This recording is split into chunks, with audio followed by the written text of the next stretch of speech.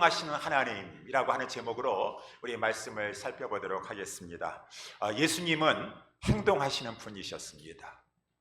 그래서 우리 오늘 본문에도 보여주고 있는데, 예수님은 그냥 저 팔복산 산 위에 올르셔서 찾아오는 사람들 앉아서 상대하기만 하고 말씀을 가르치신 그러한 분이 아니셨어요. 항상 행동하셨습니다. 온 성과 촌을 두루 다니셨다라고 말씀해 주고 있고, 오늘 본문의 말씀 바로 전인 4장 43절 44절에도 예수께서 이르시되 내가 다른 동네에서도 하나님의 나라 복음을 전하여야 하리니 나는 이 일로 보내심을 입었노라 하시고 갈릴리 여러 회당에서 전도하시더라.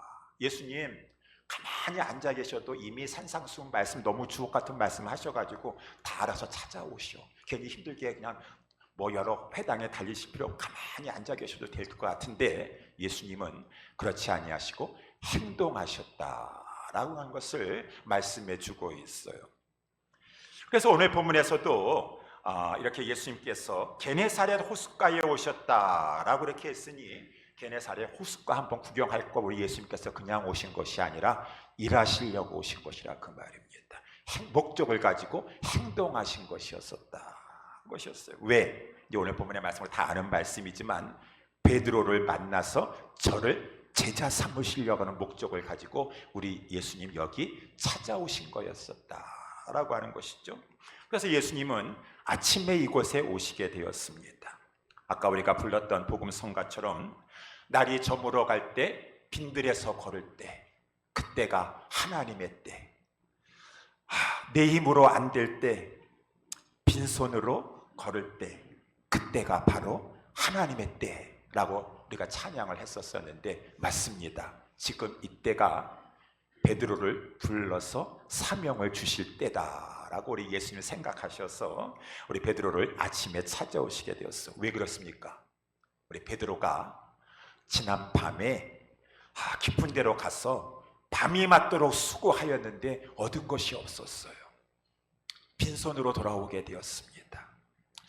베드로는 청년이 아니라 이미 결혼한 몸이고 가정도 있는 그러한 가장이었었는데, 하루 허탕 치면 어떻습니까? 라고 생각할지 모르겠지만 어쨌든 마음이 무거웠겠죠. 근심에 쌓였을 것입니다. 이렇게 육신적으로도 피곤하고 빈손으로 걸으면서 와서 그물을 싣고 있었을 때 우리 예수님께서 베드로에게 찾아오셔서 깊은 데로 가서 그물을 내려 고기를 잡으라 라고 이렇게 말씀하셨어요. 베드로는 순종했습니다. 그랬더니만은 베드로가 그 고기를 잡았는데 정말 오늘 아까 말씀에 나와 있는 것처럼 그물이 찢어질 정도로, 고기들이 애운 것이 많아가지고 그물이 찢어질 정도로 고기를 많이 잡게 되어서 베드로는 알고 있습니다.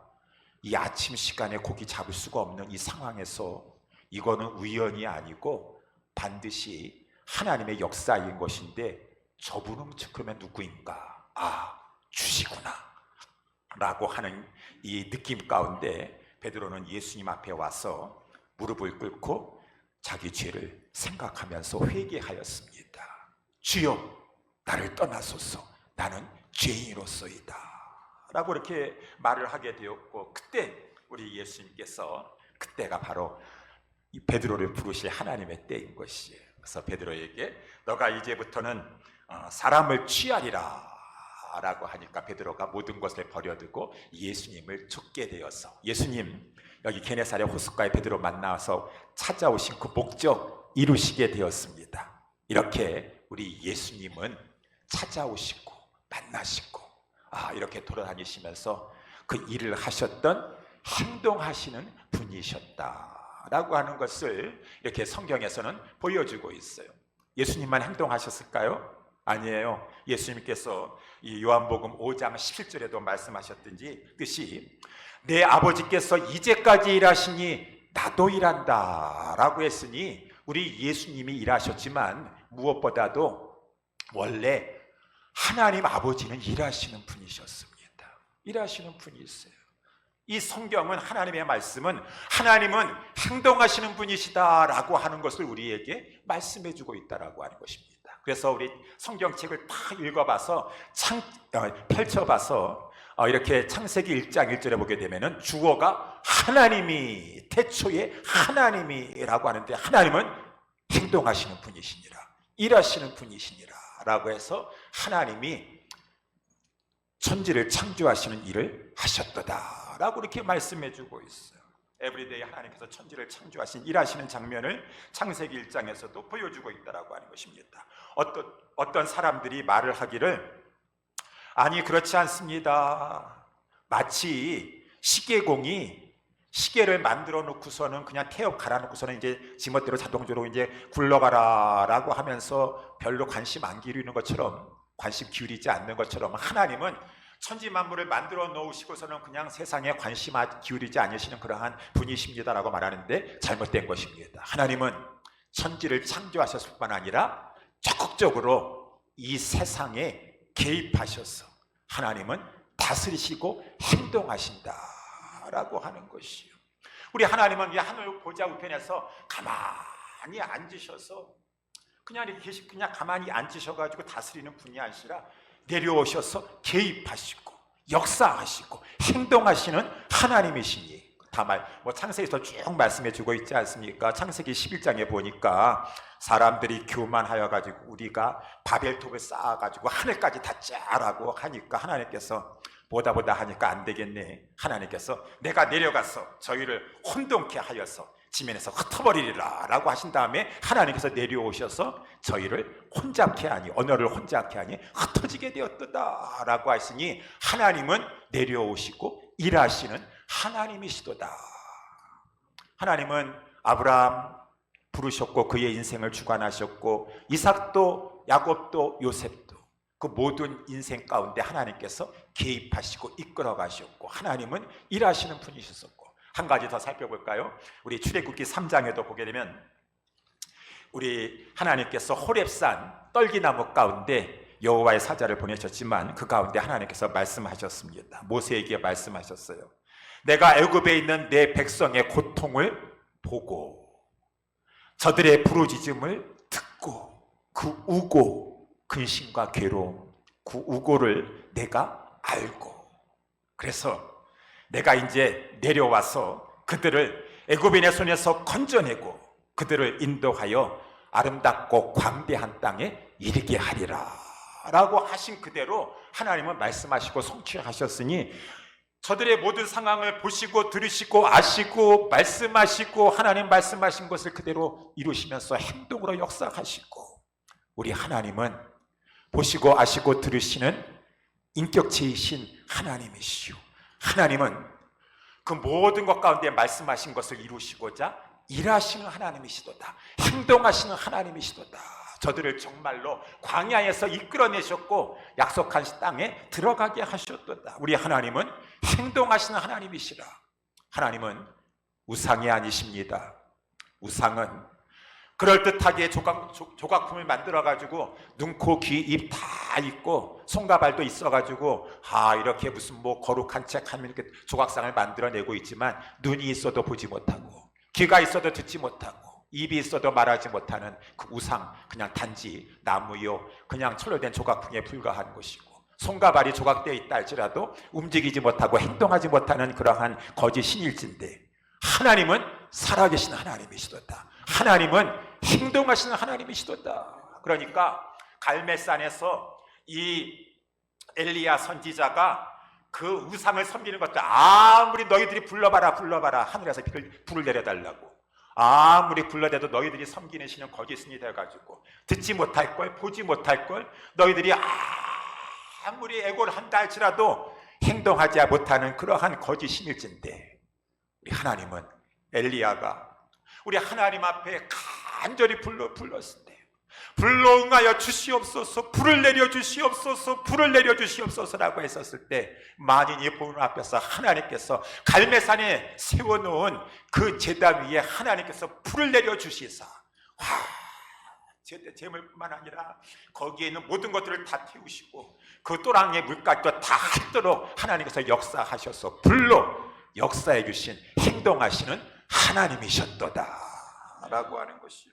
하나님은 행동하시는 하나님, 인격체가 되셔서 보시고 아시고 들으시고 말씀하시기만 하시는 것이 아니라 하나님은 또한 행동까지 하시면서 그 모든 것을 주도하시고 이루어 나가시는 하나님이신데, 하나님이 하신 모든 많은 일들 중에서 가장 큰 일은 무엇입니까? 갈라디아서 4장 4절에 나와 있는 대로 내가 참히 하나님이 그 아들을 보내사 여자에게서 나게 하시고, 율법 아래 나게 하신 것은 율법 아래 있는 자들을, 율법 아래 있는 자들은 누구예요? 우리들이죠. 모든 인간들입니다.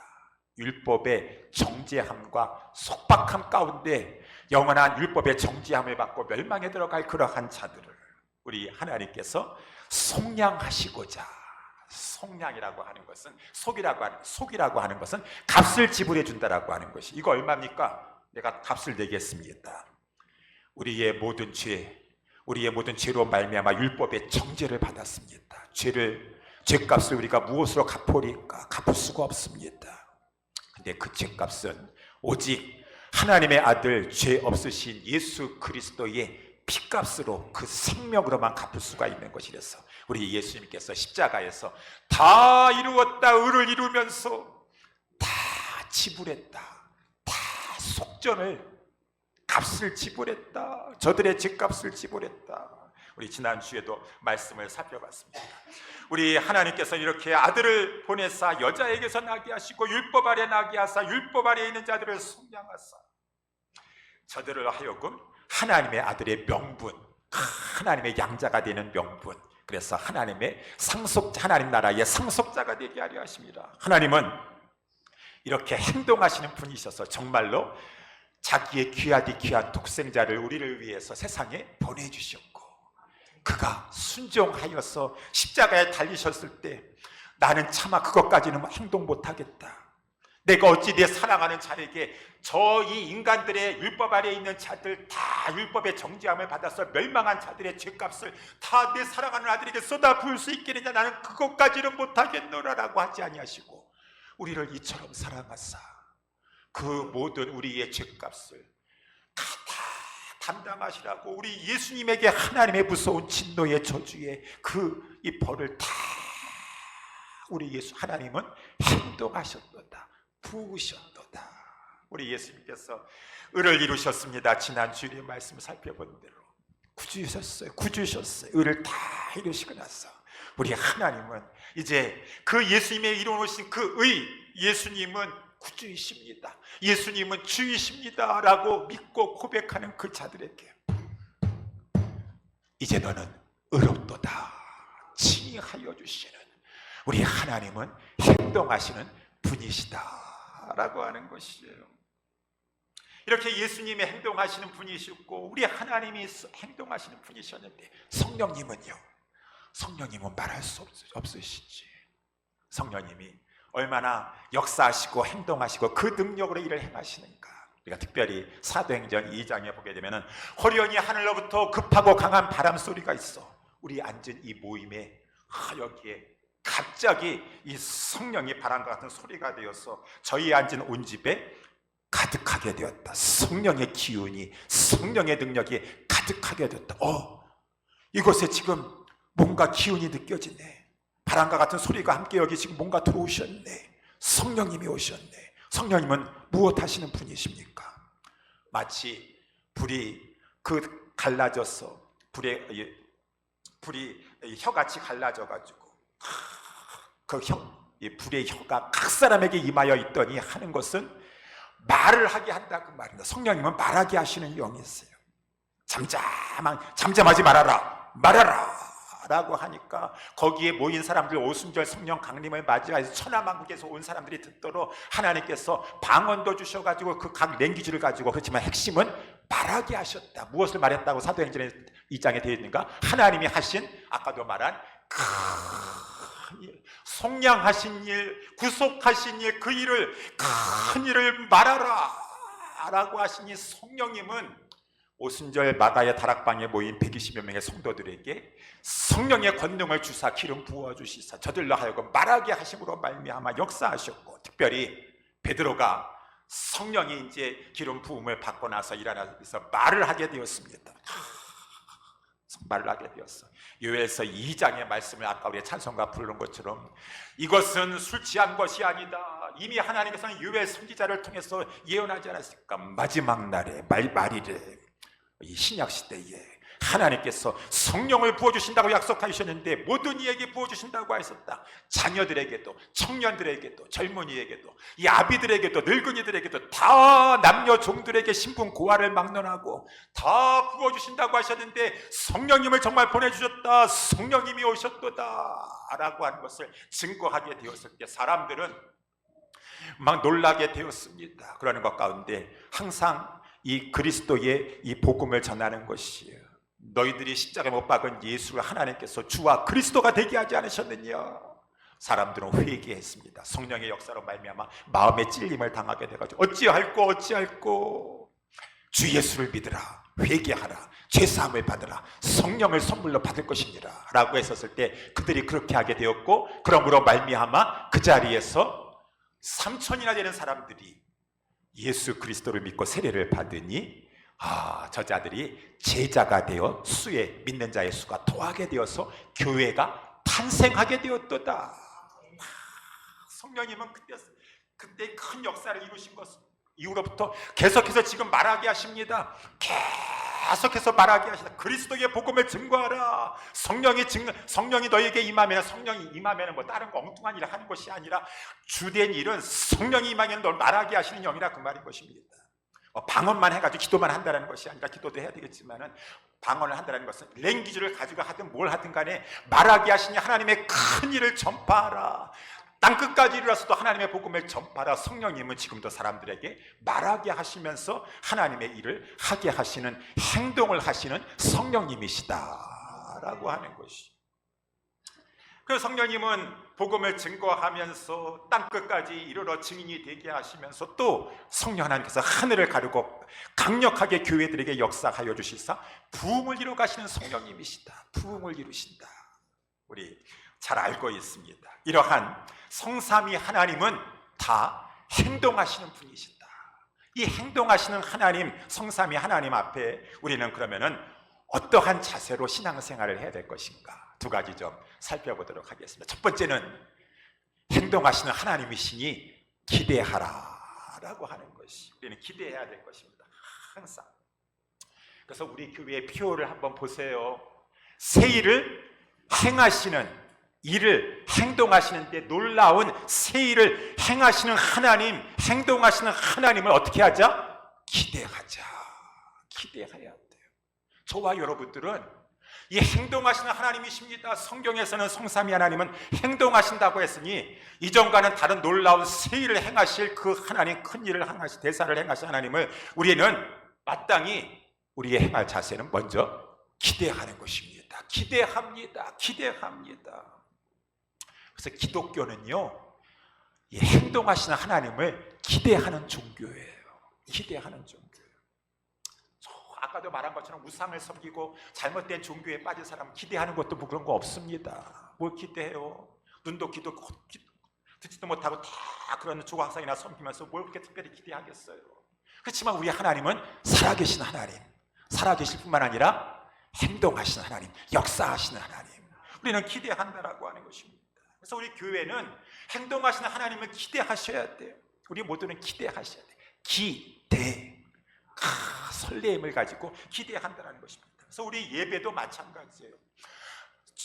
요한계시록에 나와 있는 사대 교회는 살았다고 하는 이름만 가지고 있는 교회였었지만은 죽은 교회였습니다. 죽은 교회는 기대가 없어요. 죽은 교회는 정통, 그냥 그런 죽은 정통 그런 거나 따지고 다 의무감으로 하는 거예요. 성도들이 주일날 교회 와도 다 의무감으로 옵니다. 주일날 쉬고 싶은데 봐서 빨리 가가지고 우리 교회도 좀 1시간 안에 예배 끝나서 찬양도 짧게 하고 목사님 설교도 좀 줄여가지고 예배 빨리 치워버리고 가서 일을 하든가 저거 하든가. 사대교회, 죽은 교회, 죽은 성도들 기대하는 게 없어요. 그냥 또 와가지고 어떤 사람들은 또 이 교회에서 예배가 성경 공부를 하시나 봐. 여기서 좋은 말씀, 고상한 말씀 성경이나 배워가지고 받아 적기나 해가지고 우리 지식이나 넓히고 우리 그냥 고상하게 우아하게 우리 믿는 사람처럼 도덕적으로 깨끗하게 또 잘못한 거 있으면 잠깐 회개도 하면서 그렇게 우리 그냥 고상하게 신앙생활하는 스타디 글루 우리 성경 말씀 잘 쪼개가지고 잘 알고 그 정도입니까? 하나님 만날 걸 기대 안 하세요? 우리 하나님께서 오늘 이 시간에 성령으로 우리 가운데 임재해 주실 것을 기대가 없습니까? 아유 무슨 그런 기대가 있습니까? 하나님 저 하늘에 계시 안 오셔 이거 바쁘셔가지고 우리 가운데 오지 않으실 거예요. 기대가 없어. 그런 것에 영적인 기대가 없어요. 그 죽은 사대교회와 같다 그 말인 것입니다. 기대하셔야지. 하나님은 살아계시는데 지금도 행동하시고 일하시고 역사를 베풀어 주시는데 아까 찬송가 우리 34장 부르는 것처럼 우리 찬송을 부를 때 전능왕 예배를 드립니다. 하나님 오늘 하나님 집에 왔습니다. 전능왕 오시옵소서. 주의 이름 찬송합니다. 영광과 권능의 성부 하나님이 오셔서 우리를 다스려 주시옵소서. 오늘 이 예배 가운데 하나님 임재하여 주시옵소서. 강생한 성자여 오셔서 우리의 기도를 들어주시옵소서. 우리를 다스려 주시옵소서. 택하신 백성을 축복해 주시고 우리에게 거룩한 마음을 주시옵소서. 기대합니다. 하나님 우리 예배 가운데 하늘을 가르고 임재하여 주시옵소서. 아니 기대하는 게 있어야지. 아유 그런 거 없어요. 그냥 다 와가지고 한 시간 그냥 앉았다가 오늘 한 가지 뭐 거둘 거 있으면은 무슨 뭐 한 거 재미난 거 얘기나 듣고서는 그냥 그러고 갈고 그냥 그게 신앙생활이에요. 종교생활이에요. 기대 같은 거 없어요. 사대교회가 되면 안 돼. 죽은 성도가 되면 안 돼. 기대하셔야 돼. 불길 같은 성신이여 간구하는 우리에게 지금 강림하셔서 영광 보여주소서. 성신이여 임하사 내 영혼의 소원을 만족하게 하소서. 기다리는 우리에게 기다립니다. 기대합니다. 성령님 우리 가운데 임재하여 주시기를 기대합니다. 강력한 능력으로 우리 가운데 임재하셔서 불로 우리를 충만하게 하여 주시옵소서. 성령 충만 받지 않냐고는 죄와 싸우고 나의 죄성과 싸우고 세상과 싸우고 마귀를 싸우면서 이기면서 승리할 수 없습니다. 오늘 이 시간에 임재하여 주시옵시고 살아계신 하나님, 행동하신 하나님, 오늘 이 시간에 임재하여 주시옵소서. 찬양을 할 때도 간절한 마음의 소원함을 가지고 말씀을 들을 때도 하나님 말씀하시는 걸 듣겠다고 하는 마음을 가지고 기도를 할 때에도 간절한 마음의 소원을 가지고 야, 저자는 정말 하나님을 기대하는구나. 하나님 살아계신다고 믿는구나. 하나님 역사하시는 하나님, 행동하시는 하나님으로 믿는구나 라고 하는 것이 나타나게 되는 것이 예배뿐만이 아니라 우리의 모든 삶의 영역 가운데서도 하나님은 전능하신 하나님이십니다. 능치 못할 일이 전혀 없으십니다. 우리의 모든 괴로움 하나님 변화시킬 수 있으십니다. 하나님 살아 역사하시면 전화위복이 되게 하실 줄 믿습니다. 불가능을 행하시고 죽은 자를 일으키시는 하나님이십니다. 행동하시는 하나님이십니다. 지난번에 에스겔서 37장을 가지고 설교할 때도 예화를 들었던 것처럼 어떤 사람이 남편이 부도를 맞아가지고 자살하기 일보 직전에 집을 나갔었는데 자살하기 직전에 마지막에도 먼 치에서라도 내 처자식 한번 보고 죽겠다라고 했었었는데 아내가 그 밤 깊은 밤에 온 집에다가 불을 환하게 켜놓고 하나님 내 남편이 지금 부도 맞아가지고 자기 책임인 줄 알고 집에도 못 들어오고 저렇게 어디 지금 방황하고 헤매게 되는데 오늘 이 밤에 돌아오게 해주시옵소서. 돌아오게 해주시옵소서 간절히 기도했는데 아내가 그 멀리서 남편의 발자국 소리를 듣게 되었어요. 밖에 나아가서 그 남편을 붙잡고 남편은 아내에게 처자식에게 미안해서 여보 미안해. 내가 이렇게 다 지금 모든 걸 망쳐놨어. 여보 당신 회사 부도 났어도 당신 인생 끝난 거 아니야. 우리 하나님 의지하고 새 출발합시다. 하나님은 마른 뼈들이라 할지라도 다시 살리실 수 있는 그런 행동하시는 하나님이시죠. 하나님은 역사를 일으키시는 하나님이시죠. 자, 우리 하나님 바라보고 처음부터 다시 출발합시다. 하나님을 의지하고 나아가면 하나님 얼마든지 하나님께서 역사해 주실 것을, 행동해 주실 것을 나는 믿어요, 여보. 하나님, 우리 믿고 기대하면서 나아갑시다. 우리의 모든 삶의 영역에서 크고 작은 일이 있다 할지라도, 근심할 만한 상황이 있다 할지라도 우리는 하나님을, 행동하시는 하나님, 역사하시는 하나님을 기대한다라고 하는 것입니다. 기대한다라는 것이에요.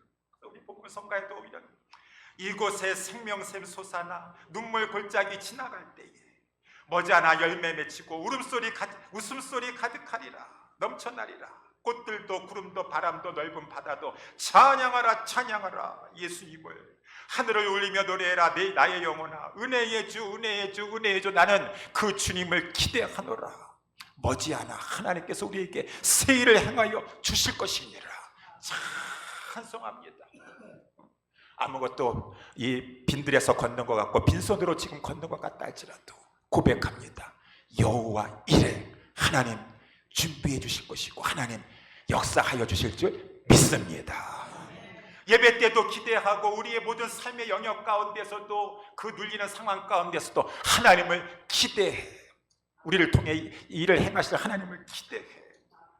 마른 골짜기와 같은 그런 뼈들과 같은 그러한 상황 가운데서도 하나님은 살아계십니다. 행동하시는 하나님이십니다. 이러한 기대하는 이러한 자세를 우리 모두 취해야 될 것입니다. 두 번째로 오늘 말씀을 통해서 이러한 행동하시는 하나님 앞에 우리가 취해야 될 것은 이제 마지막으로 순종하는 것이다 라고 하는 것이. 오늘 말씀을 잠깐 다시 한번 살펴보면 4절 말씀에 우리 예수님께서 이제 대중들에게 말씀을 증거하신 다음에 시몬 베드로에게 깊은 데로 가서 그물을 내려 고기를 잡으라 라고 이제 이렇게 우리 예수님께서 당부이십니까? 명령이십니까? 이렇게 이제 명령을 하셨어요. 베드로는 그때 순종하였는데 정말 이거는 순종하기 힘들어요. 순종할 수 없는 상황이었습니다. 또 우리 베드로는 알고 있어요. 베드로가 누구입니까? 어부입니다. 갈릴리 어부. 그는 오랫동안 어부 생활을 한 자였으니 잘 알고 있는데, 베드로만 알고 있는 거, 여기 보니까 모든 어부들이 다 이 밤이 맞도록 다 깊은 데 가서 고기 잡고 아침에는 돌아와서 이제 다 그물을 씻어놓고서는 이렇게 정리하였으니 이 아침에는 해가 뜨는 이때에는 고기를 깊은 데 가서 잡을 수가 없어요. 밤에 나가서 잡아야 돼요. 이 베드로는 이 어부로서 잔뼈가 굵은 전문인입니다.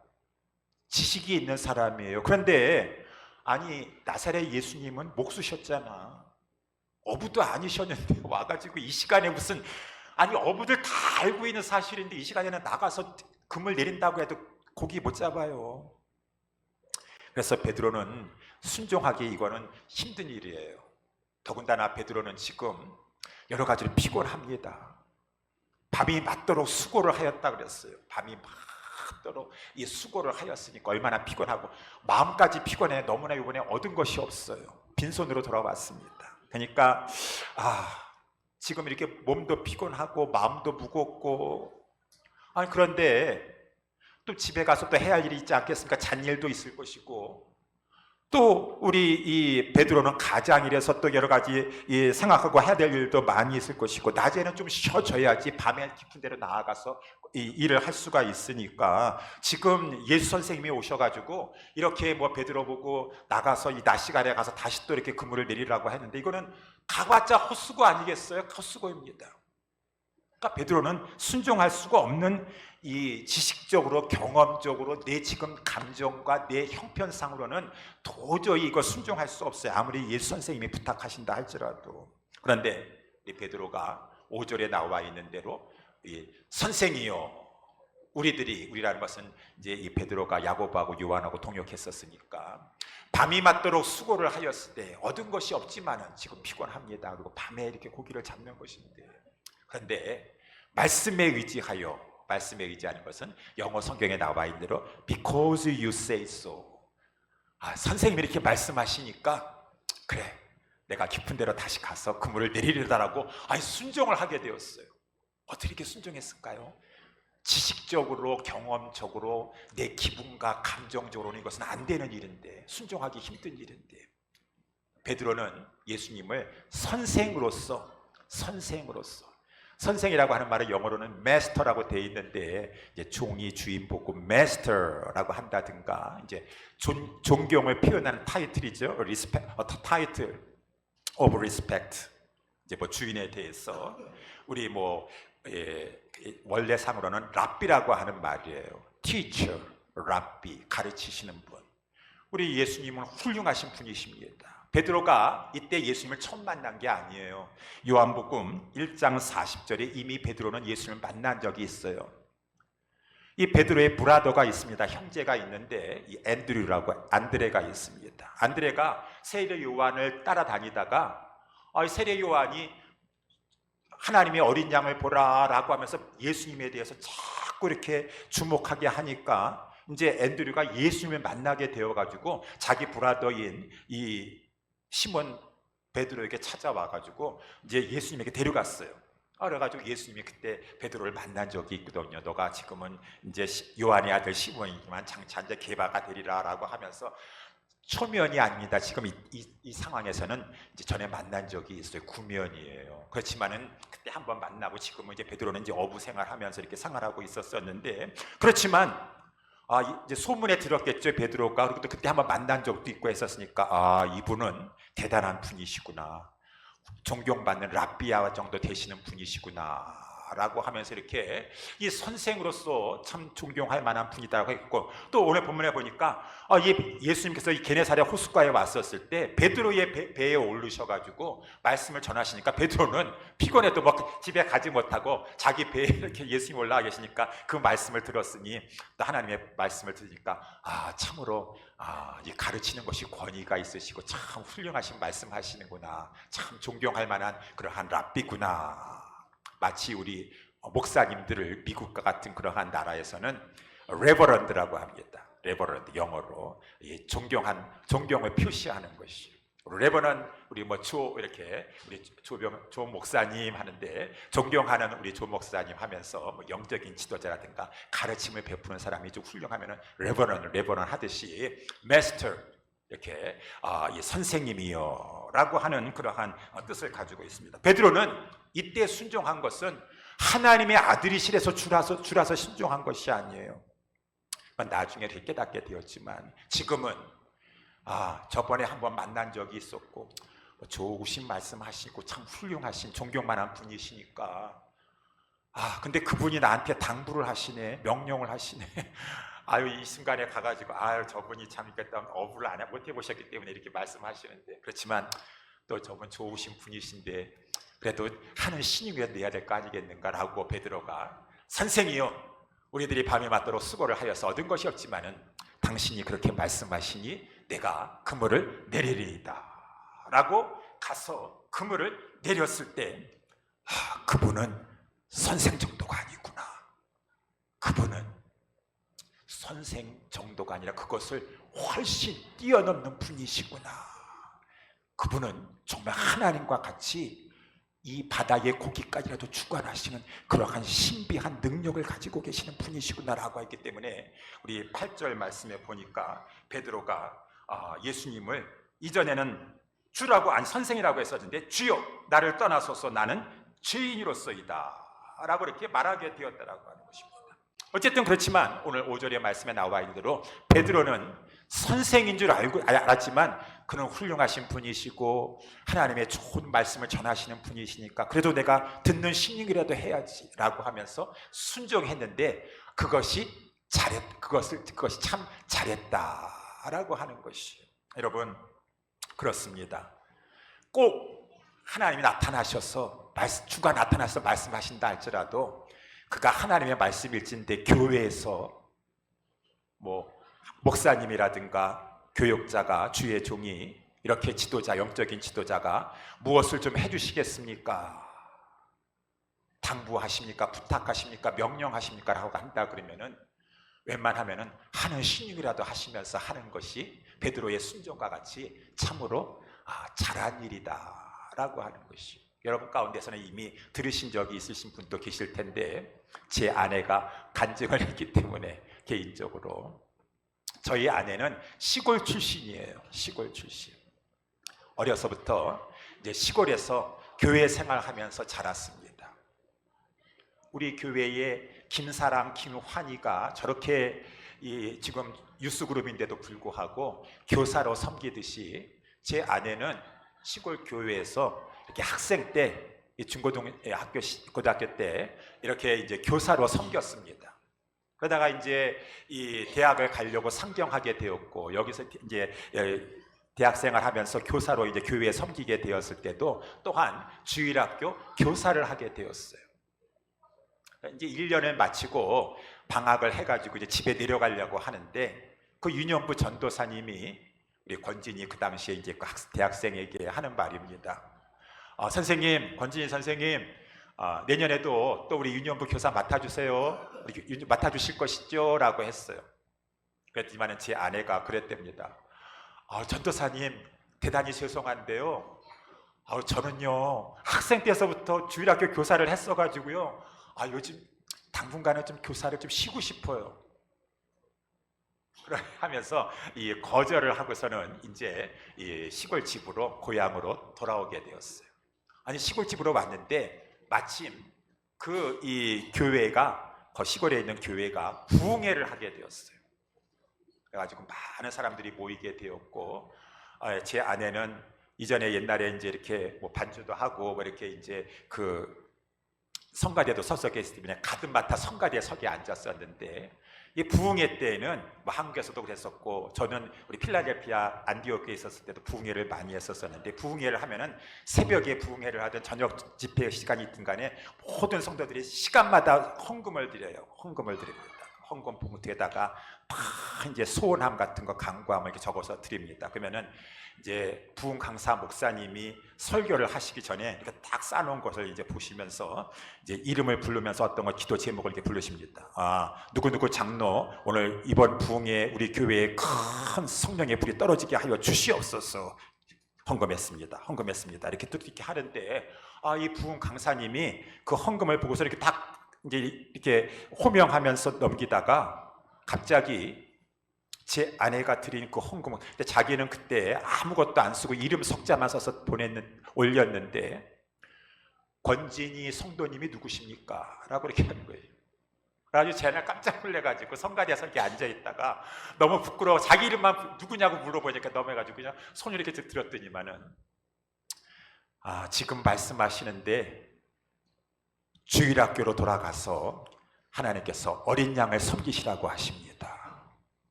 제 아내가 깜짝 놀랐어요. 아니, 어떻게 저 목사님이 나를 이렇게 알고서는 지금 말씀하시는데 주일학교로 돌아가서 어린 양을 먹이라고 이렇게 말씀하시는가? 그러면서 제 아내가 그 순간서부터 두 가지를 깨닫게 되었대요. 첫 번째는, 하나님은 감찰하시는 분이시구나. 하나님은 우리를 다 보시고 아시고 인격체시기 때문에 우리의 생각까지라도 일어선가 앉으신가, 내가 멀리 있다 할지라도 어느 곳에 고향 집에 있든지 어느 곳에 있든지 간에 하나님은 다 보시고 아시고 감찰하시는구나 라고 하는, 감찰하시는 하나님을 첫 번째로 알게 되었고, 두 번째는 교회에서 목사님이나 전도사님이나 하나님의 일을 하면서 선생님, 집사님 이것 좀 해주시겠어요? 이것 좀 하십시다. 이것 좀 해주세요 라고 하는 것은 사람의 말이 아니라 하나님의 뜻이구나, 하나님의 부탁이요, 하나님의 명령이구나 라고 하는 것을 깨닫게 되었다라고 하는 간증을 여러분께서 아마 제 아내를 통해서 많이 들으신 분이 계실 거예요. 간증, 성경 공부할 때도 이렇게 했었기 때문에. 베드로는 하나님의 아들이기 때문에, 주이기 때문에 순종한 것이 아니었습니다. 그분은 하나님의 말씀을 전하고 그래도 좋은 말씀을 전하시는 선생님이신데, 그 선생님이 뭘 아신다고 나한테 지금 난 그날 상황이 아닌데, 지금 그날 형편이 아닌데 피곤한데, 나 지금 쉬어야지 또 밤에 나가서 일할 수 있는데, 나 가장인데 돌볼 사람들이 있는데, 그래도 저분은 선생님이잖아, 순종해 줘야지. 근데 그것이 참 잘한 일이었었다. 잘한 일이었었다라고 하는 것이. 우리 이렇게 하나님 앞에 순종이 귀한 것이에요. 나는요, 누가 얘기도 안 들어요. 하나님이 직접 나타나셔가지고 말하면 들을까? 하나님 음성 듣고 싶어요. 나는 그 누가 교회에서 하란다고 해서 내가 막 하는 사람인 줄 알겠어요. 회개하셔야 돼. 회개하셔야 돼.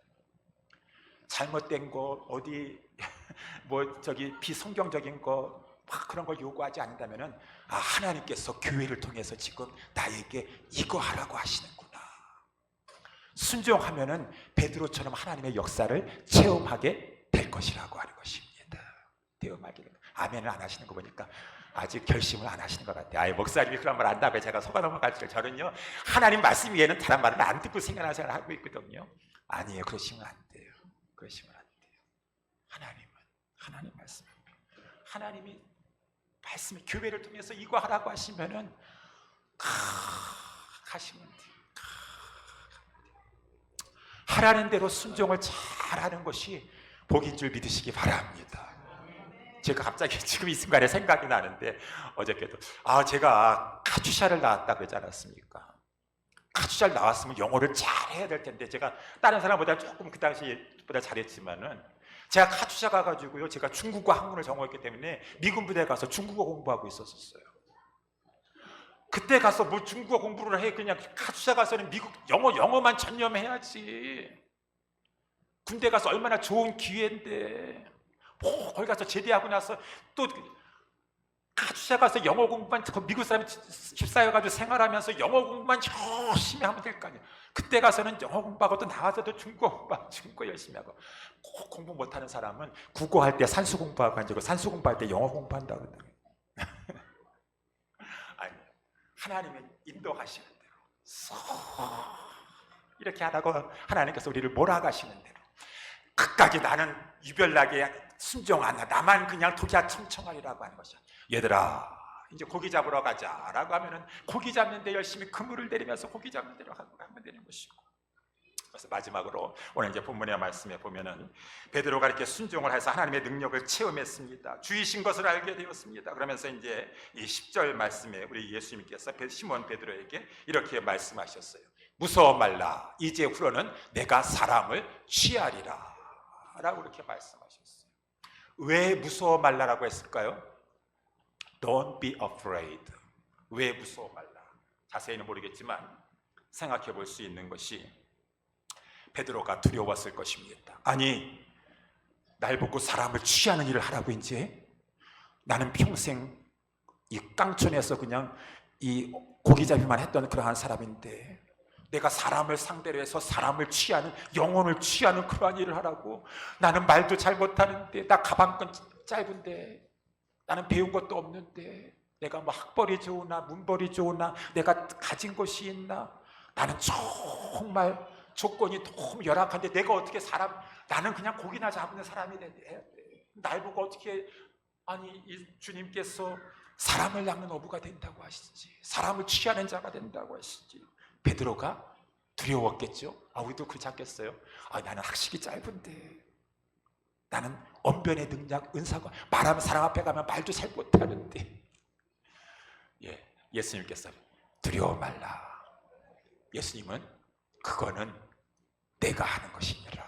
너가 가방끈이 짧고 언변이 부족해도 내가 일하는 내가 역사하면 된다라고 하는 것이죠. 여러분, 예수님의 제자들이 다 하나같이 뭐 그냥 말 잘하고 막 그냥 학식 많은 사람들 골라가지고 12명 뽑아서 예수님 일하셨던가요? 다 어부들이 대부분에다가 다 무슨 뭐 세관이나 일을 하면서 별로 많이 배우지 못한 사람들인데 그 사람들이 온 세계에 복음을 전파하여서 세상을 뒤집어 놓고 지금도 기독교가 전파되도록 역사하는 데 쓰임받았던 장본인들이에요. 고린도전서 1장에 우리 하나님께서 고린도 뿐만 아니라 모든 성도들에게 주신, 여러분 보세요. 우리 중에 학벌 좋은 자가 많습니까? 문벌 좋은 자가 많습니까? 가진 자들이 많습니까? 하나님은 오히려 연약한 자들을 택하셔서 강한 자를 부끄럽게 하시는 분이세요. 없는 자를 택하셔서 있는 자를 부끄럽게 하시는 분이세요. 왜? 하나님, 모든 것은 하나님이 일을 하시는 것이니까, 하나님은 행하시는 분이시니까. 하나님은 오히려 연약하고 부족하다 할지라도 그와 함께 하시면서 그 속에서 역사해 주셔서 그를 통하여서 정말 일하심으로 말미암아 이거는 사람이 한 것이 아니라 하나님이 하셨구나, 우리 하나님은 행동하시는 분이시구나, 하나님은 역사하시는 분이시구나 라는 것을 그 사람도 알고 만인이 알도록 하나님은 이렇게 연약한 자를 하나님께서는 택하셔서 하나님의 위대한 일을 성취시켜 나아간다라고 하는 것입니다. 그러니까 우리 하나님께서 부탁하실 때, 우리 하나님께서 말씀하실 때, 아니에요, 나는 말주변이 없어가지고 못해요, 나는 지식이 부족해서 못해요, 순종만 하시오. 하나님이 하시니까 순종만 하시오. 제가 누차 말씀했지만 우리 해마다 1000명 정도를 가지고 전도하였던, 제가 신학교에 있었을 때 우리 부천 성문교회 저녁 예배 나오셔가지고 부흥 강사로 쓰셨던 그 안강자 주한 나겸일 목사님이 섬기시는 그 이 주한 장로교회 권사님이셨다가 전도사님이 되셨던 그 안강자 전도사님이 부흥 저희 교회에 오셔가지고 저녁 집회를 인도하시는데, 요번에 우리 교회에 등록시킨 2026년도에 부흥 교회에 등록시킨 사람이 지금 973명입니다. 연말까지 1000명을 채울 수 있도록 여러분 기도해 주시기 바랍니다. 아니, 한 해에 1000명을 가지고 사람이 할 수 없는 그것을 하나님이 하신다니. 그 권사님은 뭐 그냥 아주 그냥 PhD 학위 받아가지고 말을 그렇게 잘해가지고 하는 것이 아니에요. 하나님이 하셨구나, 행동하시는 분은 하나님이시구나. 다만 우리가 해야 될 것은 기대하고 순종하기만 하면 되는 것이구나. 하나님 앞에 부족하다 할지라도 하나님 앞에 드리면 하나님이 일하시는구나. 사랑하는 우리 예수사랑교회 성도 여러분들이요, 우리 하나님은 행동하시는 분이신 것입니다.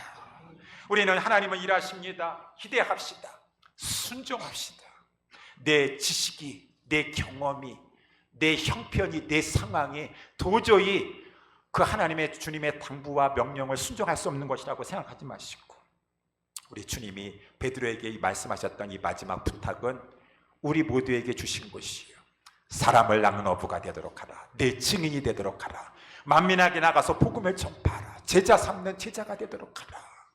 그리고 예수 그리스도께서 이루어오신 그 아름다운 덕을 선전하는 그러한 제사장과 같은 그러한 자가 되도록 하라.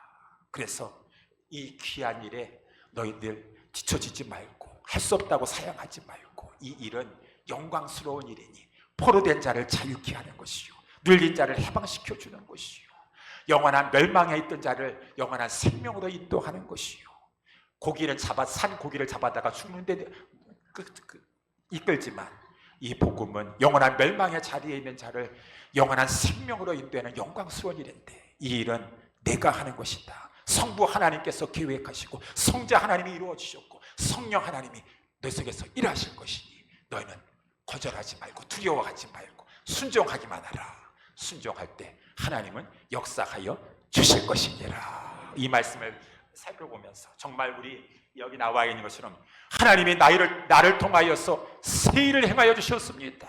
나와 같이 부족한 자를 통해서 새 일을 행하여 주셨습니다 라고 하는 고백과 간증과 찬송이 넘쳐날 수 있게 되기를 예수님의 이름으로 축원합니다. 기도하겠습니다.